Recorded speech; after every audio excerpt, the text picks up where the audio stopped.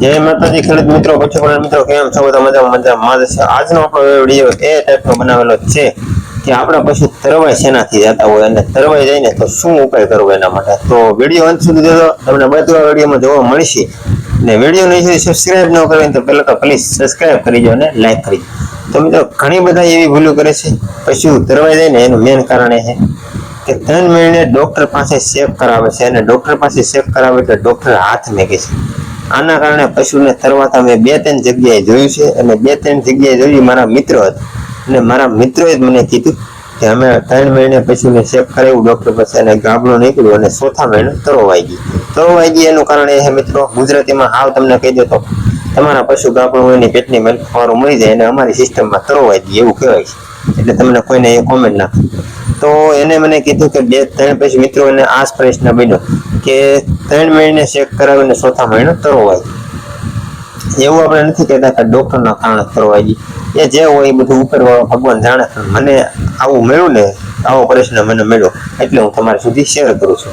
તો તમે જો કોઈ મિત્રો ચેક કરાવવા માંગતા હોય તો થોડોક વિચાર કરીને ચેક કરાવજો, કારણ કે ડોક્ટર હાથ મેકે એટલે તરવાની થોડીક શક્યતા વધી જાય છે।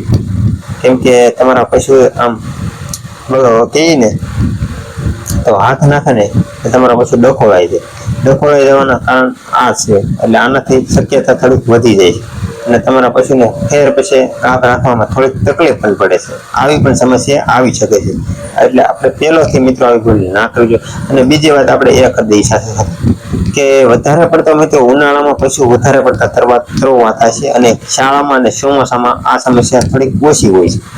ઉનાળામાં વધારે હોય છે એનું કારણ એ કે ઉનાળામાં મિત્રો હેઠેથી ધરતીમાંથી એટલી લૂ આવે, આકાશમાંથી એટલો તડકો પડે એટલે એટલું ગરમીનું તાપમાન વધી જવાના કારણે તમારા પશુને ગરમી લાગે અને તડકો એટલો હોય એટલે તમારા પશુને તડકો લાગે, એના કારણે પશુ તમારું તરવાઈ જાય છે। એટલે તમારે બને એટલે મિત્રો ઉનાળામાં પશુને વધારે પડતા નવરાવવા જોઈએ। આખો દિવસની માલિકા 2-3 ફેરી તમે નવરાવો ને એટલે ટાટા થાય, ગરમ તડકો એને ઓછો લાગે। અને બીજું શાળામાં મિત્રો વાતાવરણ એકદમ શાંત અને ટાઢું હોય, આના કારણે તમારા પશુ ઓછા ભાગે તરવા થાય છે।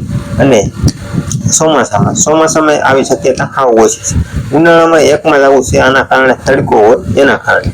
તો તમારા મિત્રો ઉનાળામાં એક ઉપાય કરજો મારું કહેવા પ્રમાણે કે તમારે આવી સમસ્યા બનતી હોય તથા તમારા પશુ ગામના હોય તો તમારે આ બન્યા પહેલા તમે કરો તો તમારા કામનું કરો, બની ગયા પછી તમે કરો તો એનું કોઈ રિઝલ્ટ મળતું નથી। તમને થાય કે અમારા પશુ 4-5-6 મહિના ગાભણું છે તો એને તમારા મિત્રો ગોળ લેવાનો છે। તમે છે ને ઉનાળાની મેલમાં પશુ ગરમી હોય ગાભણું હોય ને તો એક ડબ્બો ગોળ પાઈ ગયો, એનો કોઈ તમારે આડી અસર નહીં કરે, પણ તમને એ કહી દો ખવડાવશો તો ગરમ લાગશે। એટલે તમારે એને પાણીમાં મિત્રો પાવાનો છે, પાણીમાં પાવાથી તમારા મિત્રો ગોળ ટાઢો કહેવાય એટલે ટાઢો થઈ જાય છે, પાણીમાં ટાઢો ને ખવડાવો તો ગરમ। તો આ બે વસ્તુ છે, આ થોડુંક તમારે વિચારવું પડે કેમ કે ભૂલમાં ખવડાવવાનો ને ગરમ લાગી જાય, પાણીમાં પાવાનો એકાદો ડબ્બો ઉનાળામાં તમારે આવી રીતે પાઈ ગયો તો તમારા પશુને તરવાની પ્રોબ્લેમ કોઈ દિવસ આવશે નહીં।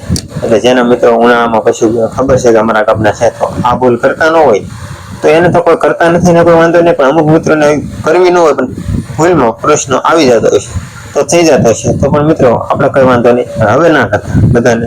તો કોઈ બહુ મોટો વિડીયો નહોતો બનાવવાનો, ટૂંકમાં મારે કહેવાનું હતું કે આવી મિત્રો અમુક ભૂલ કરતા હોય ને ત્યાંથી પાછા વળી જાય ને એના માટે। તો બસ આશા કરું કે તમને એવો વિડીયો ગમ્યો હોય તો પ્લીઝ લાઈક, શેર, સબસ્ક્રાઈબ અને કોમેન્ટ કરજો।